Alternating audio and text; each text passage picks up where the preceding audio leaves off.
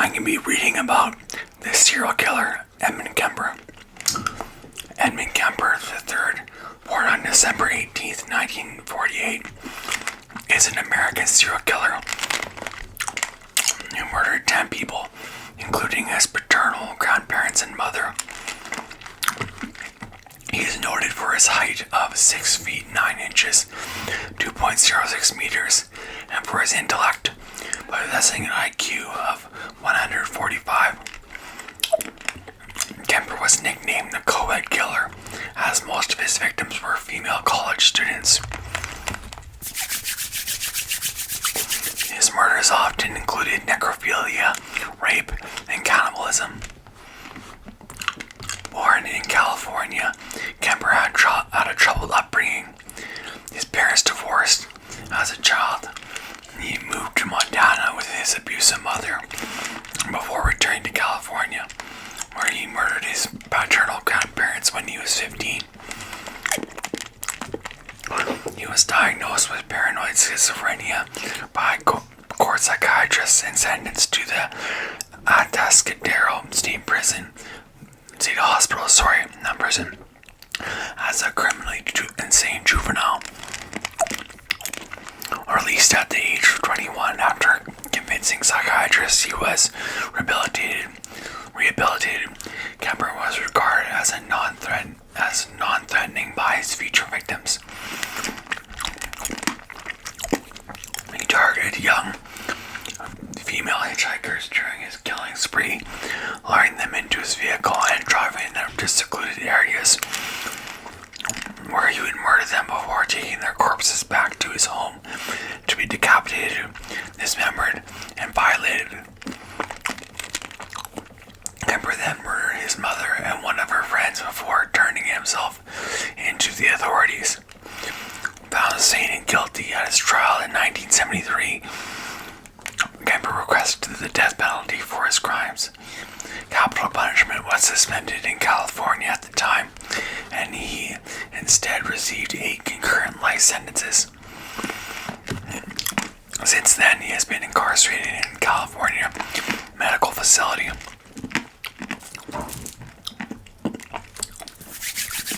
Early life. Edmund Kemper III was born in Burbank, California on December 18th, 1948. He was the middle child and only son born to Clara Elizabeth Kemper. Early life. Edmund Kemper III was born in Burbank, California on December 18th, 1948. He was the middle child and only son born to Clarnell Elizabeth Kemper and Edmund M. L. Kemper Jr. Edmund Jr. was a World War II veteran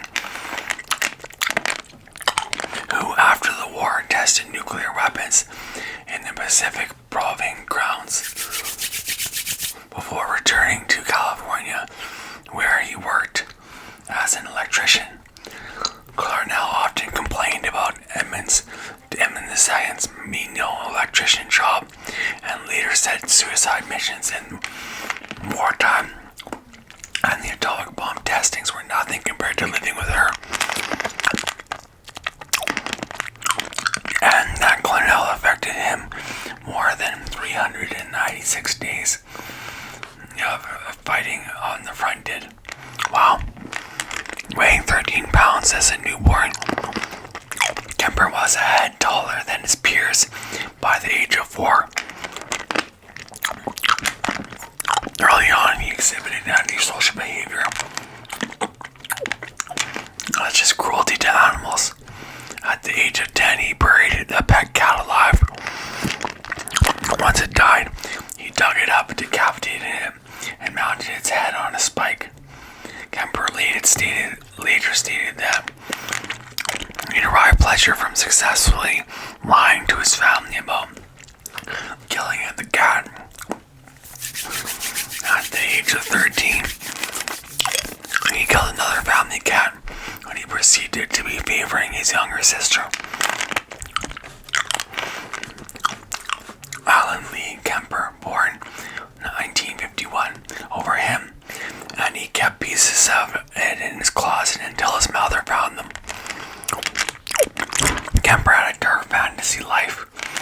performed rites with his younger sister's dolls that culminated in his removing their heads and hands. On one occasion, his elder sister, Susan Hewley Kemper, 1943 to 2014, teased him and asked why he did not try to kiss his teacher. He replied, "If I kiss her, I'd have to kill her first." He also recalled that as a young boy, he would sneak out of his house and, armed with his father's bayonet, go to his second grade teacher's house to watch her through the windows. He stated in later interviews that some of his favorite games to play as a child were gas chamber and electric chair, in which he asked his younger sister to tie him up and flip an imaginary switch. He would then tumble over and writhe on the floor, pretending that he was being executed by gas inhalation or electric shock. He also had close to death experiences as a child. Once his younger sister tried to push him in front of a train, and another time when she successfully pushed him into the deep end of a swimming pool where he almost drowned. Kemper had a close relationship with his father and was devastated when his parents separated in 1957, causing him to be raised by Clarnell in Helena, Montana. He had a severely dysfunctional relationship with his mother, a neurotic, domineering alcoholic who frequently belittled, humiliated, and abused him. Clarnell often made her son sleep in a log basin because she feared that he would harm his sisters. Regularly mocked him for his large size. He stood 6 feet 4 inches at the age of 15 and derided him as a real weirdo. She also refused to show him affection out of the fear that she would turn him gay, and told the younger Kemper that he reminded her of his father and that no woman would ever love him. Kemper later described her as a sick, angry woman, and it has been postulated that she suffered from borderline personality disorder. At the age of 14, Kemper ran away from home in an attempt to reconcile with his father in Van Nuys, California, that is. I'm just going to put another candy in. Once there, he learned that his father had remarried and had a stepson. Kemper stayed with his father for a short while until the elder Kemper sent him to live with his paternal grandparents, who lived on a ranch in the mountains of North Fork, California. Kemper hated living in North Fork. He described his grandfather as senile and said that his grandmother was constantly emasculating me and my grandfather. First murders. On August 27th, 1964, at the age of 15, Kemper was sitting at the kitchen table with his grandmother Maud Matilda Hewley Kemper, 1897, when they had an argument.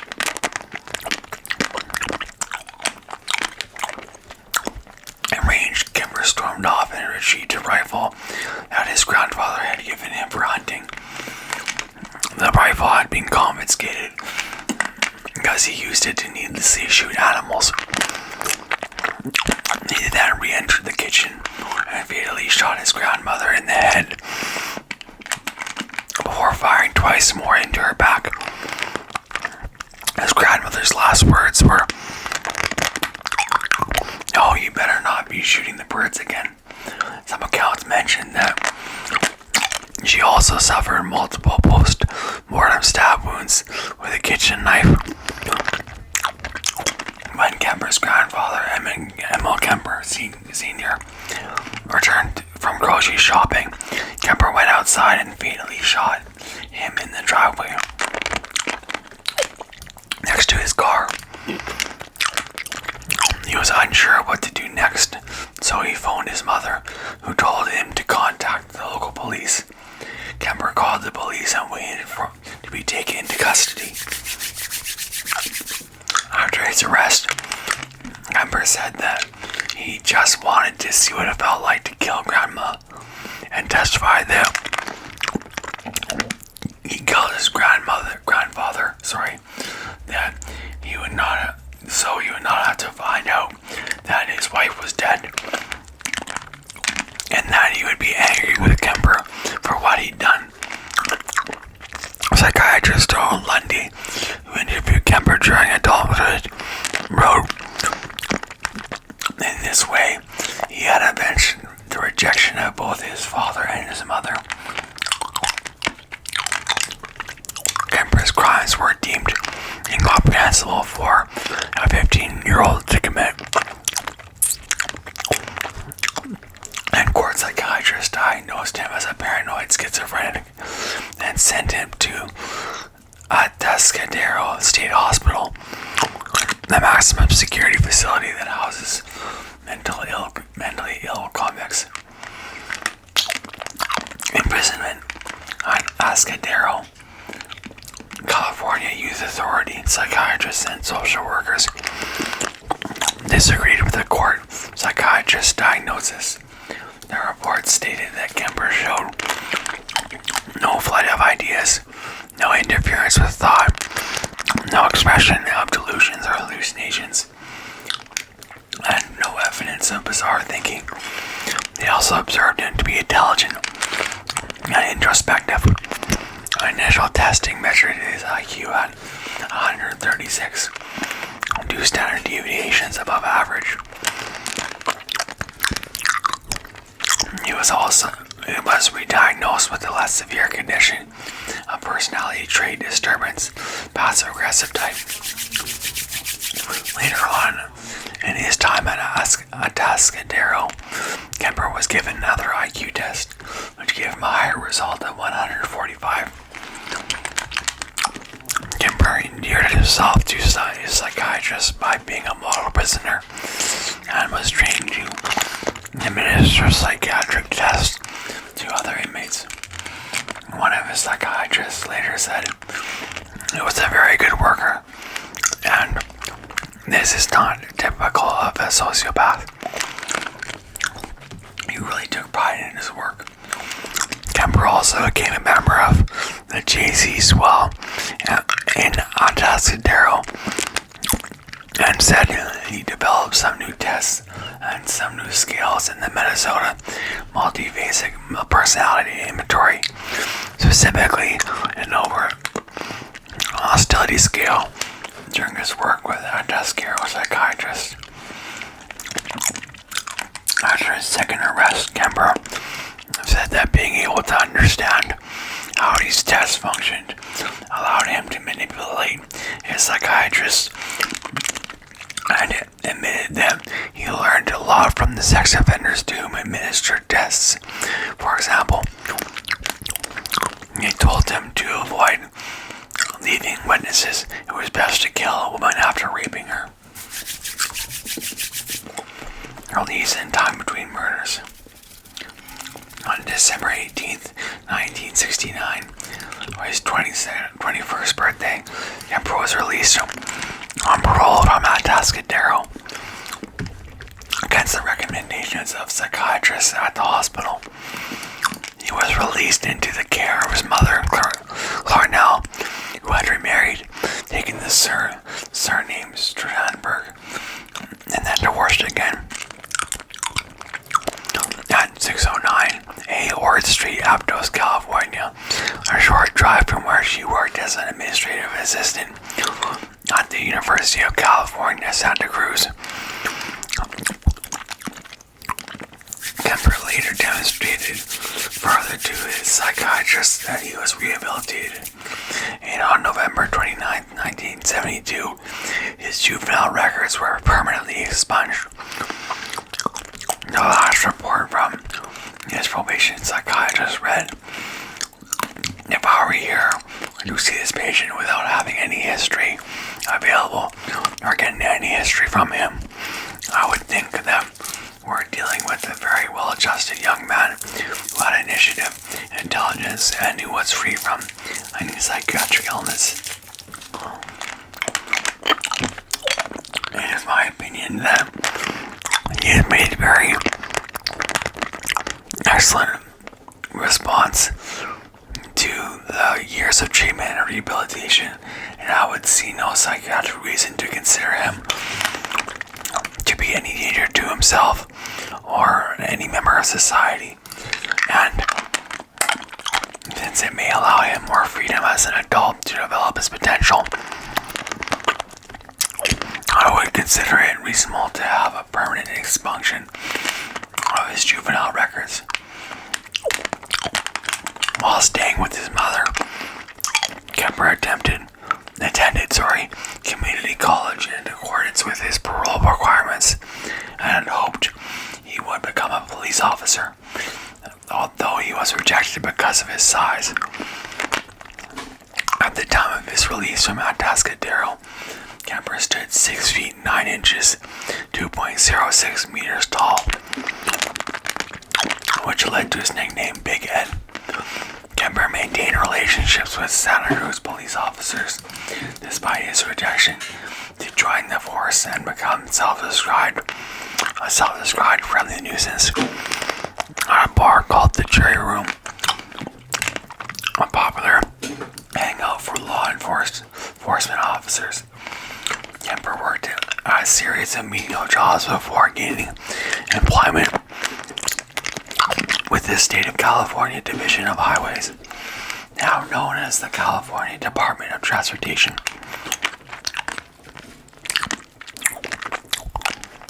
During this time, his relationship with Clarnell remained toxic and hostile, the two having frequent arguments that their neighbors often overheard. Kemper later described the arguments he had with his mother around this time, stating the following: "My mother and I started right into horrendous battles. Just horrible battles, violent and vicious. I've never been in such a vicious verbal battle with anyone. It would go to fists with a man, but this was my mother, and I couldn't stand the thought of my mother and I doing these things. She insisted on it and just over stupid things. I remember one roof raiser was over whether I should have my teeth cleaned. When he had saved up enough money, Kemper moved out to live with a friend in Alameda, California. There, he still complained of being unable to get away from his mother because she regularly phoned him and she paid him surprise visits. He often had financial difficulties, which resulted in his frequently returning to his mother's apartment in Aptos. At Santa Cruz Beach, Kemper met a student from Turlock High School, whom he became engaged in March 1973. The engagement was broken off after Kemper's second arrest, and his fiance's parents requested her name not to be revealed to the public.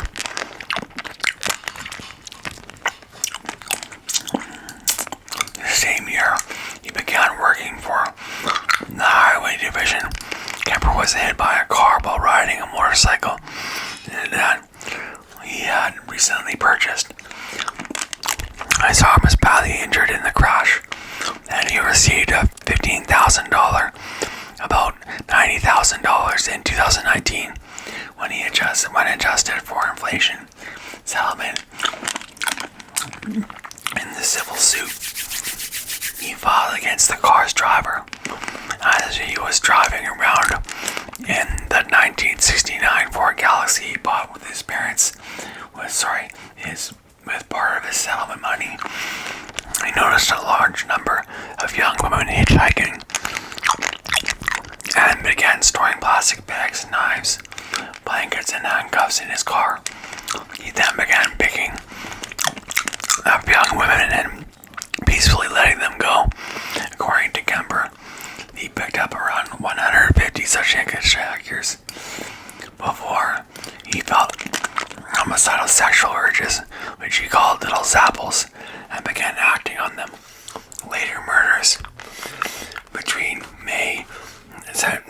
1972 and April 1973. Kemper killed 8 people. He would pick up female students who were hitchhiking and take them to isolated areas where he would shoot, stab, smother, or strangle them. He would then take their bodies back to his home, where he decapitated them, performed irumatio on their severed heads, had sexual intercourse with their corpses, and dismembered them. During this 11-month murder spree, he killed 5 college students, 1 high school student, his mother, and his mother's best friend. Kemper had stated in interviews that he often searched for victims after having arguments with his mother, and that she refused to introduce him to women attending the university where she worked. If she recalled, she would say, "You're just like your father. You don't deserve to get to know them." Psychiatrists and Kemper himself have espoused the belief that the young women were surrogates for the ultimate target, his mother. Mary Ann Pesce and Anita Lucchesa. On May 7th, 1972, Kemper was driving in Berkeley, California, when he picked up 2 18-year-old hitchhiking students from Fresno State University. Mary Ann Pesce and Anita Mary Lucchesa, with the pretense of taking them to Stanford University. Got talk right. After driving for an hour, he managed to reach a secluded wooden area near Alameda, California, with which he was familiar with his work at the highway department, without alerting his passengers that he had changed directions from where they wanted to go. It was there that he handcuffed Pesce and locked Lucchesa in the trunk, then stabbed and strangled Pesce to death, subsequently killing Lucchesa in the same manner. Kemper later confessed that while handcuffing Pesce, he brushed the back of his hand against one of her breasts, and it embarrassed him, adding that he said, "Whoops, I'm sorry," or something like that, after grazing her breast despite murdering her minutes later. Kemper put both of the women's bodies in the trunk. Kemper put both of the women's bodies in the trunk of his Ford Galaxy and returned to his apartment. He was stopped on the way by a police officer for having a broken taillight, but the officer did not detect the corpses in the car. Kemper's roommate was not at home, so he took the bodies into his apartment, where he photographed and had sexual intercourse with the naked corpses before dismembering them. He put the body parts into plastic bags, which he later abandoned near Loma Prieta Mountain, before disposing of Pesce and Lucchesa's severed heads in a ravine. Kemper engaged in irumatio with both of them. In August that year, Pesce's skull was found on Loma Prieta Mountain. An extensive search failed to turn up the rest of Pesce's remains or a trace of Lucchesa.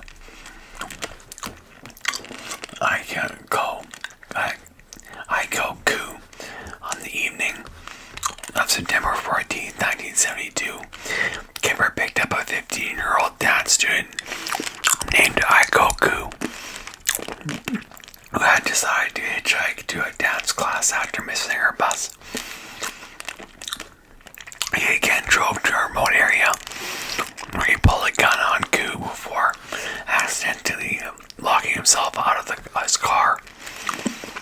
However, Koo let him back inside inside, despite the fact that the gun was still in the car. And back inside the car, he proceeded to choke, unconscious rape her, and kill her. Kemper subsequently packed Lou's body into the trunk of his car and went to a nearby bar to have a few drinks. Then returned to his apartment. He later confessed that after exiting the bar, he opened the trunk of his car, admiring his catch like a fisherman. Back at his apartment, excuse me, I'm going to open up a new candy. Back at his apartment, he had sexual intercourse with the corpse, then dismembered and disposed of the remains in a similar manner as his previous two victims. Lou's mother called the police to report the disappearance of her daughter and put up hundreds of flyers asking for information. But she did not receive any responses regarding her daughter's location or status. Cindy Shaw. On January 7th, 1973, Kemper, who had moved back in with his mother, was driving around the Cabrillo College campus when he picked up 18-year-old student Cynthia and Cindy Shaw. He drove to a wooded area and immediately shot her with a .22 caliber pistol, and he placed her body in the trunk of his car and drove to his mother's house, where he kept her body hidden in a closet in his room overnight. When his mother left for work the next morning, he had sexual intercourse with and removed the bullet from Shaw's corpse, then dismembered and decapitated her in his mother's bathtub. Kemper kept Shaw's severed head for several days, regularly engaging in aromatio with it, then buried it in his mother's garden,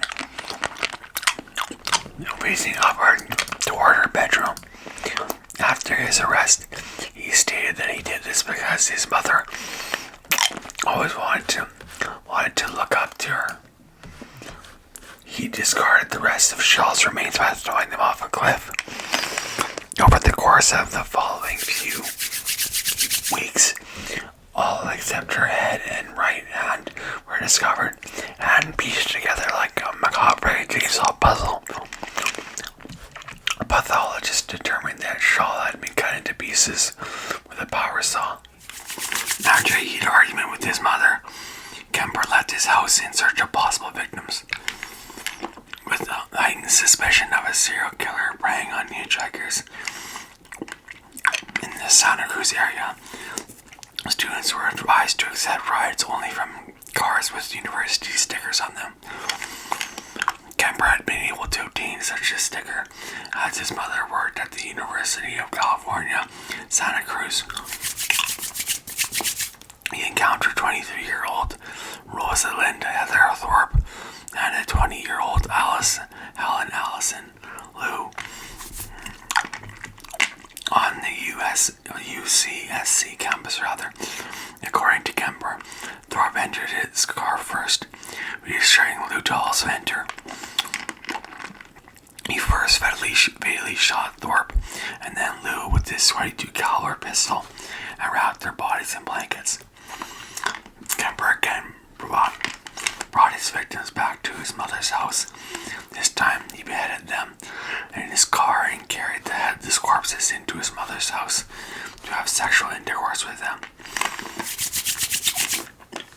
He then dismembered the bodies, removed the bullets to prevent identification, and discarded their remains the next morning. Some remains were found at Eden Canyon a week later and were found near Highway 1 in March. When questioned in an interview as to why he decapitated his victims, he explained the head trip fantasies were a bit like a trophy. You know, the head is where everything is at, the brains, eyes, and mouth. That's the person. I remember being told as a kid, You cut off the head and the body dies. The body is nothing after the head is cut off. Well, that's not quite true. There's a lot left in the girl's body without the head. Clarnell Kemper, Strandberg, and Sally Hallett. On April 20th, 1973, after coming home from a party, 52-year-old Clarnell Elizabeth Strandberg awakened her son with their arrival. While sitting in her bed reading a book, she noticed Kemper enter her room and said to him, "I suppose you're going to want to sit up all night and talk now." Kemper replied, "No, good night." He then waited for her to fall asleep. He then snuck back to her room to bludgeon her with a claw hammer and slit her throat with a penknife. He then decapitated her and engaged in arrummatio with her severed head. He then used it as a dartboard. Kemper stated that he put her head on a shelf and screamed at it for an hour, threw darts at it, and ultimately smashed her face in. He also cut out her tongue and larynx and put them in the garbage disposal. However, the garbage disposal could not break down the tough vocal cords and ejected the tissue back into his sink. That seemed appropriate, the Emperor later said. As much as he bitched and screamed and yelled at me for over so many years, Kemper then hid his mother's corpse in a closet and went to drink whiskey at a nearby bar. Upon his return, he invited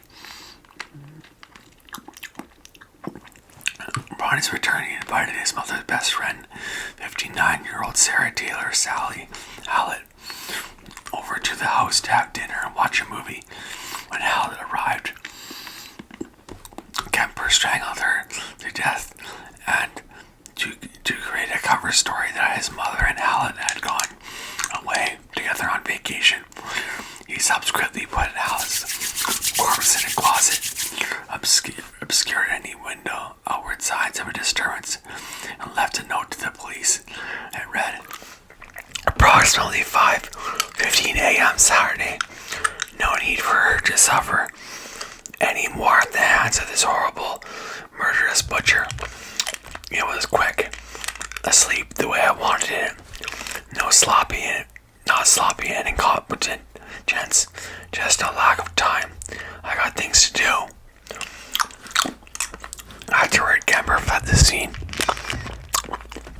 He drove non-stop to Pueblo, Colorado, taking caffeine pills to stay awake for the over 1,000-mile, about 1,600-kilometer journey. He had 3 guns and hundreds of rounds of ammunition in his car, and he believed that he was the target of an active manhunt.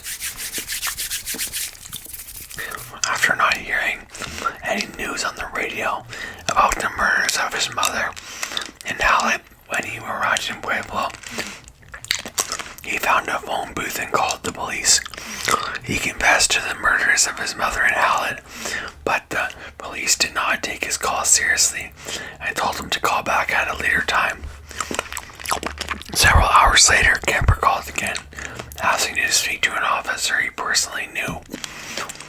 He confessed to that officer of killing his mother and Hallett, then waited for the police to arrive and take him into custody, where he also confessed to the murders of the 6 students. Then asked in a later interview why he turned himself in, Kemper said, "The original purpose was gone. I wasn't serving any physical or real emotional purpose.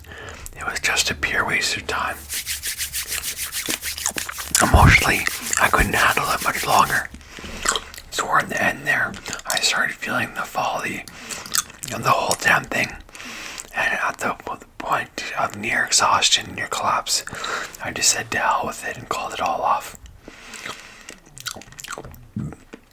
Trial. Kemper Kemper was indicted on 8 counts of first-degree murder on May 7, 1973. He was assigned the Chief Public Defender of Santa Cruz County, Attorney Jim Jackson. 1 second, I'm getting the canyon. Due to Kemper's explicit and detailed confession, his counsel's only option was to plead not guilty by reason of insanity to the charges. Kemper twice tried to commit suicide in custody. The trial went ahead on October 23rd, 1973. The court-appointed psychiatrist found Kemper to be legally sane. One of the psychiatrists, Dr. Joel Ford, investigated his juvenile records and the diagnosis that he was once psychotic. Ford also interviewed Kemper, including under truth serum, and relayed to the court that Kemper had engaged in cannibalism, alleging that he sliced flesh from the legs of his victims, then cooked and consumed these strips of flesh in a casserole. Nevertheless, Ford determined that Kemper was fully cognizant in each case and stated that Kemper enjoyed the prospect of the infamy associated with being labeled a murderer. Kemper later recounted the confession of cannibalism. California used the M. Naughton standard, which held that the defendant to establish a defense on the ground of insanity, it must be clearly proved that at the time of the committing of the act, the party accused was laboring under such defective reason from disease of mind and not to know the nature of and the quality of the act he was doing. If he did know it, that he did not know he was doing what was wrong. Kemper appeared to have known that the nature of his acts was wrong, and he had shown signs of malice afterthought. On November 1st, Kemper took the stand. He testified that he killed the victims because he wanted them for myself-like possessions, and attempted to convince the jury that he was insane based on the reason that his actions could have been committed only by someone with an aberrant mind. He said that the two beings inhabited his body and that the killer personality took over. It was kind of like blacking out. On November 8th, 1973, the 6-man, 6-woman jury deliberated for 5 hours before declaring Kemper sane and guilty on all counts. He asked for the death penalty, requesting death by torture. However, with a moratorium placed on capital punishment by the Supreme Court of California, he insisted he instead received 7 years to life for each count, with these terms to be served concurrently, and was sentenced to the California Medical Facility. Imprisonment. In the California Medical Facility, Kemper was incarcerated in the same prison block as other notorious criminals such as Herbert Mullen and Charles Manson. Kemper showed particular disdain for Mullen, who committed his murders at the same time and in the same area as Kemper. He described Mullen as just a cold-blooded killer, killing everybody he saw for no good reason. Kemper manipulated and physically intimidated Mullen, who at 5 feet 9 inches was more than a foot shorter than he. Kemper stated that Mullen had a habit of singing and bothering people when someone tried to watch TV. So I threw water on him to shut him up. And when he was a good boy, I'd give him peanuts. Herbie liked peanuts. That was effective because pretty soon he asked permission to sing. That's called behavior modification treatment. Kemper remains among the general population in prison and is considered a model prisoner. He was in charge of scheduling other inmates' appointments with the psychiatrist and was an accomplished craftsman of ceramic cups. He was also a prolific reader of audiobooks for the blind. A 1987 Los Angeles Times article stated that he was the coordinator of the prison's program and had personally spent over 5,000 hours narrating books, with several hundred completed reading recordings to his name. He was retired from these positions in 2015 after he experienced a stroke and was declared medically disabled. He also received his first rules violation report in 2016 for failing to provide a urine sample. While imprisoned, Kemper has participated in a number of interviews, including a segment in the 1982 documentary The Killing of America, as well as an appearance in the 1984 documentary Murder, No Apparent Motive. His interviews have contributed to the understanding of the mind of serial killers. FBI profiler John Douglas described Kemper as among the brightest prison inmates he interviewed and capable of rare insight for a violent criminal. Kemper is forthcoming about the nature of his crimes and has stated that he participated in the interviews to save others like himself from killing. At the end of his murder, no apparent motive interview, he said, "There's someone out there that is watching this and hasn't done that, hasn't killed people, and wants to, and rages inside and struggles with that feeling, or is so sure that they have it under control. They need to talk to somebody about it. Trust somebody enough to sit down and talk about something that isn't a crime. Thinking that way isn't a crime. Doing it isn't a crime. Doing it isn't just a crime, rather. It's a horrible thing. It doesn't know when to quit, and it can't be stopped easily once it starts." He also conducted an interview with the French writer Stephanie Bourgoin in 1991.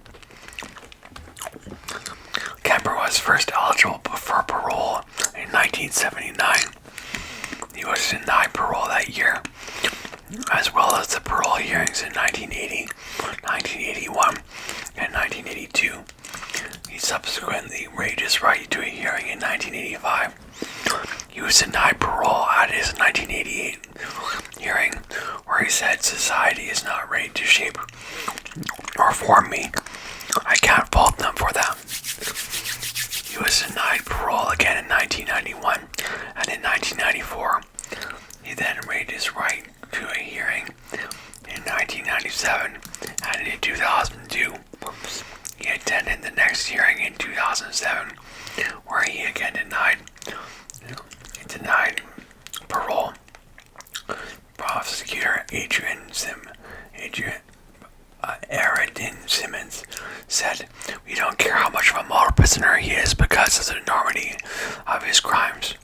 Kemper waived his right to a hearing again in 2012. He was denied parole in 2017 and is next eligible in 2024. In popular culture, Kemper has influenced many works of film and literature. He, alongside Ed Gein, were used as an inspiration for the character of Buffalo Bill in Thomas Harris's 1988 novel, The Silence of the Lambs. Like Kemper, Bill violently shoots his grandparents. As a teenager, Dean Koontz cited Kemper as the inspiration for a character, Edgar Vess, in his his 1966 novel Intensity. The character Patrick Bateman in a 2000 film American Psycho mistakenly attributes a quote by Kemper to Ed Gein, saying, "You know what Gein said about women? He said, when I see a pretty girl walking down the street, I think two things. One part of me wants to take her out, talk to her, be real nice and sweet, and treat her right. The other part wonders what her head would look like on a stick." Wow. I direct a 2-video horror film loosely based on Kemper's murders, titled Kemper, the Co-Ed Killer, was released in 2008. In 2012, French author Marc Duguay published a novel, Avenue des Giants, Avenue of the Giants, about Kemper.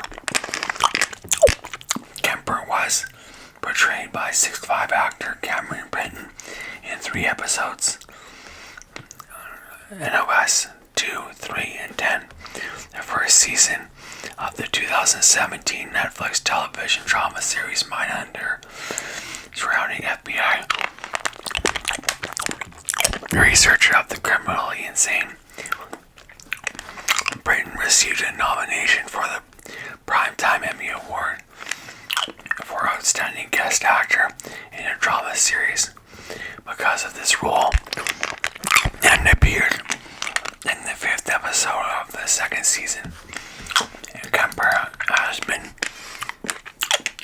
the subject of multiple books, including Edmund Kemper, The True Story of the Co-Ed Killer, Edmund Kemper, This True Story of the Brutal Co-Ed Butcher, and The Co-Ed Killer, a study of the murders, mutilations, and matricide of Edmund Kemper III, among others.